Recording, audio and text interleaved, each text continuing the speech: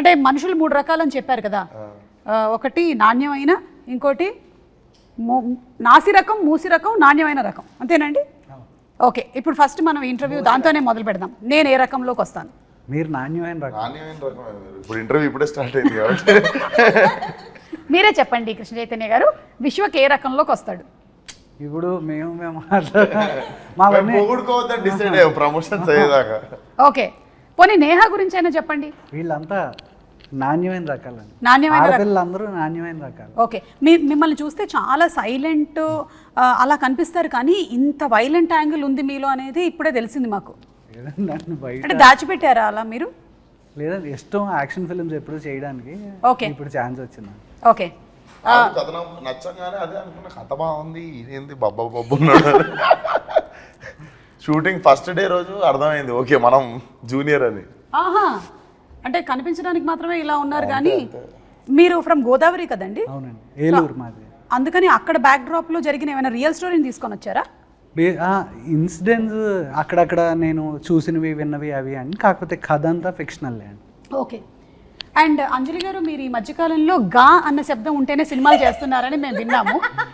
అంటే Gitanjali, gangs of Godavari, అలాగే game changer, అన్నీ ఓన్లీ గా ఉండాలి మెయిన్గా, అప్పుడు ఆవిడ ఓకే చెప్పేస్తున్నారు. నిజమేనా? లేదు, రాశి ప్రకారం జీ కలిసి వస్తుందని చెప్పారు.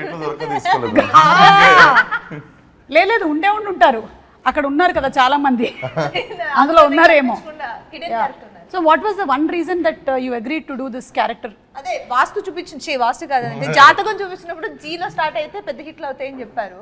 2 జీలు పెట్టినాం, గ్యాంగ్స్ ఆఫ్ గోదావరి 2 జీలు పెట్టాం. మిమ్మల్ని చూస్తుంటే ఒక డైలాగ్ అనాలనిపిస్తుంది, మస్తు షేడ్స్ ఉన్నాయి అన్నీలో.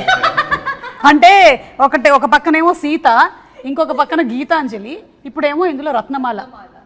How is Ratnamala going to be? Ratnamala మీరు టీజర్ లో ఫస్ట్ ట్రైలర్ లో ఫస్ట్ షాట్ చూసారా? చూసాం.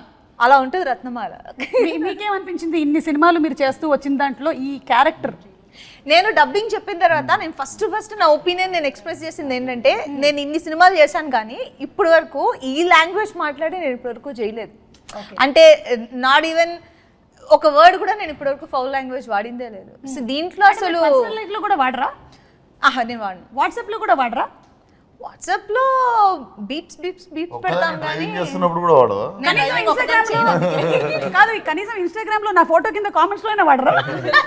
లేదు, దాంతో చాలా జెన్యూన్ వాడతాను.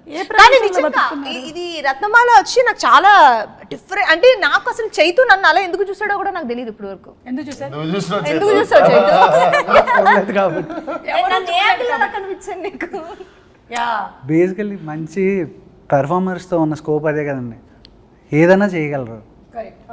అంజలి, ఈ ఒక్క మాటతో కాసేపు మైక్ ఆఫ్ చేసుకో. Close the mic.